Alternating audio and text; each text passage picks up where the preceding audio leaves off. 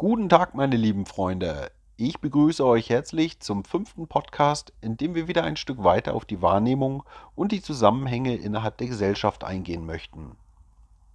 Innerhalb des letzten Jahres bestand für uns die Aufgabe darin, uns von unserer Realität zu überzeugen.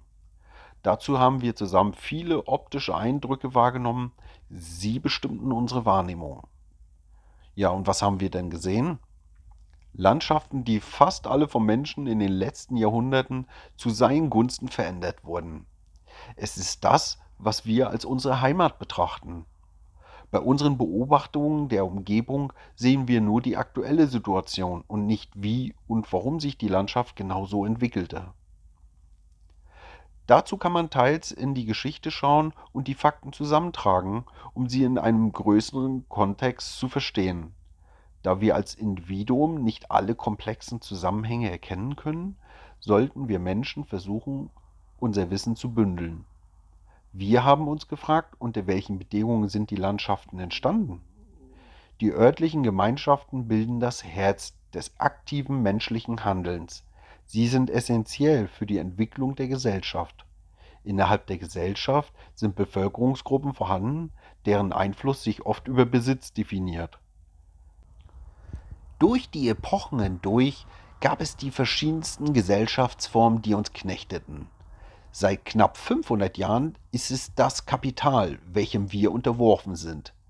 Wenn man sich die Geschichte genau anschaut, kann man erkennen, wie wir dem Kapitalismus ausgeliefert sind. Wir bezweifeln die Existenz des Trickle-Down-Effekts, dass der Einkommenszuwachs, den die Reichen in einer Gesellschaft erfahren, sukzessive auch bei den Mittelschichten und den Ärmeren in der Gesellschaft ankommt. Viele Studien zeichnen ein ganz anderes Bild vom Verhalten der Menschen.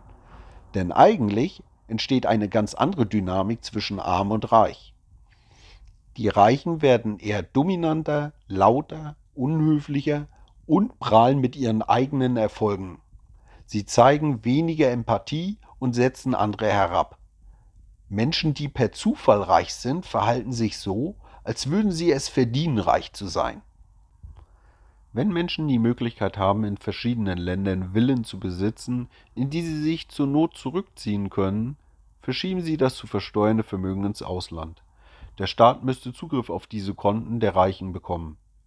Gerade die reichen Tech-Firmen können ihr Personal und Kapital auf der ganzen Welt fast problemlos verschieben. Nationale Interessen interessieren sie nicht. Sie schaffen weniger Jobs als die großen Industrie, verdienen aber erheblich mehr Geld. Sie verdienen an uns. Wir müssen die Entwicklung des Kapitalismus verstehen, um schlussendlich zu begreifen, wie wichtig jedes einzelne Individuum im größeren Kontext ist. Die soziale Ungleichheit wächst, während das Kapital sich die Politik zunutze macht. Diese zunehmende Ungleichheit wird Auslöser sozialer Unruhen sein, wie sie auch zu Zeiten der Französischen Revolution stattfanden. Freiheit, Gleichheit, Brüderlichkeit. Alle sollten frei sein. Und trotzdem hat sich eine Elite aus Bankern gebildet, die in der Regierung Platz fanden, um rein nichts zu verändern. Die Französische Revolution hatte scheinheilige Züge. Die Idee der Gleichheit war optimistisch und die Abschaffung der Privilegien durch Geburt und Adel waren naiv. Fehlt es an Möglichkeiten der sozialen Mobilität, beispielsweise ein Aufstieg durch Bildung und harte Arbeit, steigt die Gefahr einer Revolution.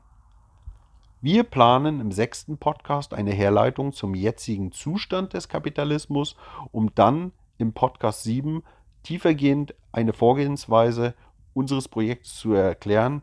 Ziel ist es, dass jeder für Einzelthemen eine Stimme bekommt. Bis zum nächsten Podcast.